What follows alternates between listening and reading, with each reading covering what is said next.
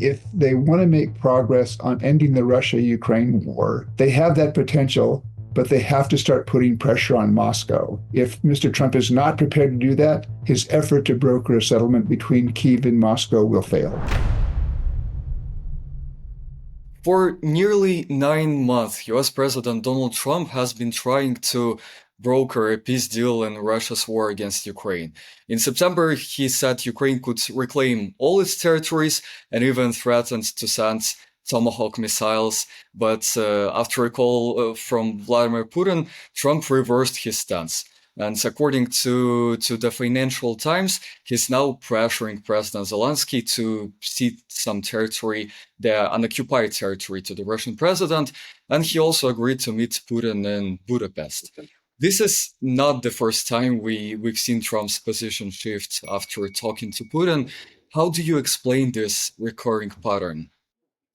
Well, I think the unfortunate thing is President Trump had, and I suppose he still has, the potential to help end the war between Russia and Ukraine.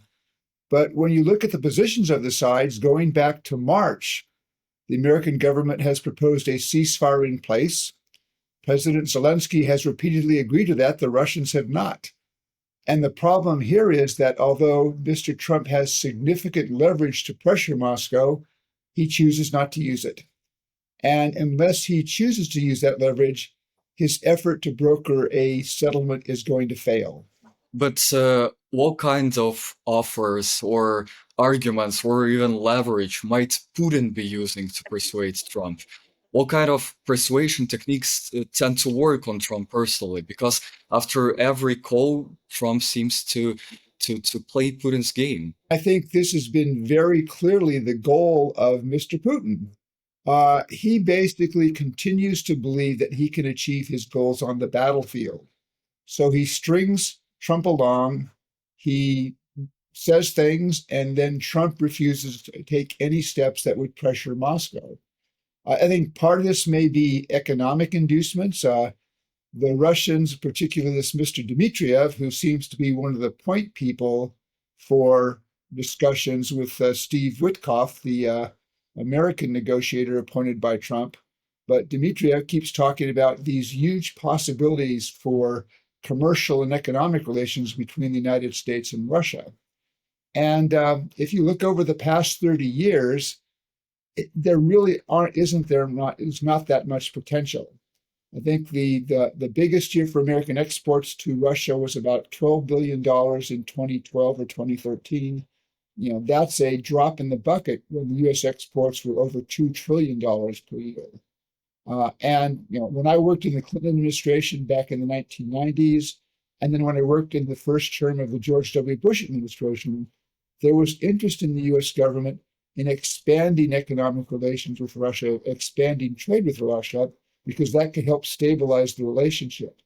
But what we found was there just was not that much interest on the American private sector, in part because when they tried to do business with Russia, they found that the investment climate, the trade climate was very, very difficult.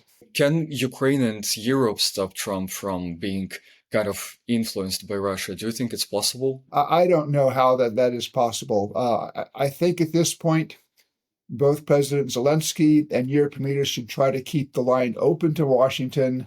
But I think they should be now preparing and assuming that they will have to manage this conflict without any helpful input from the United States under President Trump. I very much wish it was otherwise. Again, as I said, I believe Trump could actually help end this war if he were prepared to use the leverage that he has.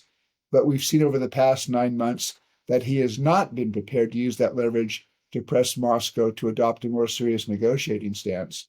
And I don't see any reason really why either in Kyiv or in European capitals, there can be a lot of hope after the last 9 months that Trump will change his approach.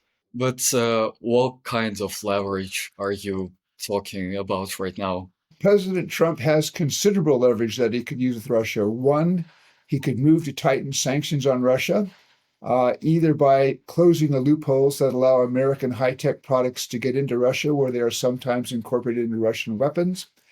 He could work with Europe to reduce the revenues that Moscow receives for its oil exports. He could prioritize Ukrainian requests for American weapons that would then be bought by NATO for transfer to Ukraine. He could ask Congress for additional money to provide military assistance to Ukraine. He could work with the Europeans on this idea of using Russian frozen central bank assets as collateral for a loan to Ukraine.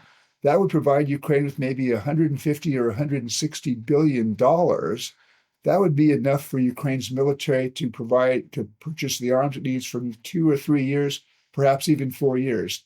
And that would send a message to Moscow that the Ukrainian military will be prepared to fight. Putin then has to ask himself, does he want to continue this war for another 2, 3, or 4 years at the cost each year of hundreds of thousands of Russian lives for, as we've seen over the past 2 years, very little gain on the ground? We don't have a wealthy owner or political backing. We rely on our readers just like yourself to support our journalism. You can go to kyivindependent.com/membership and support us there. What we also seen Secretary of State Marco Rubio and Russian Foreign Minister Sergei Lavrov, they held a phone call on October 20th to discuss the planned Trump-Putin summits in Budapest. But according to CNN and Reuters, the summit is now in question because Russia hasn't moved away from its maximalist demands. Do you believe the summit could actually be cancelled if Moscow shows no readiness to compromise? Or maybe they will meet just maybe a bit later, even if Russia makes no concessions? Well, that remains to be seen. I mean, first of all, Trump seems to like these meetings just for the sake of the meetings. But there's a legitimate question to be asked.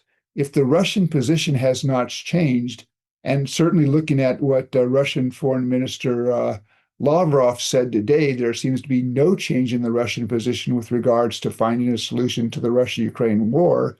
Mhm. What's the sense of going to Budapest when you can't expect an outcome that was any better than the outcome in Alaska, and the outcome in Alaska did nothing either to end the Russian-Ukraine war or to really achieve anything that was of interest to the United States? With your experience, what advice would you give Trump's team on how to fix their outreach to Moscow and avoid being kind of manipulated? Yeah, well, one, I would say that don't overestimate the potential for economic relations to produce real deals in the U.S.-Russia relationship, that in fact those prospects we've seen over the past 30 years are quite limited. But second, if they want to make progress on ending the Russia-Ukraine war, they have that potential, but they have to start putting pressure on Moscow. If they want to achieve a ceasefire in place, to which the Ukrainians have agreed several times over the last 8 months, they've got to encourage Russia to adopt a similar position, and it does not appear that that's going to be possible unless the administration puts more political, economic, and military pressure on the Russian side.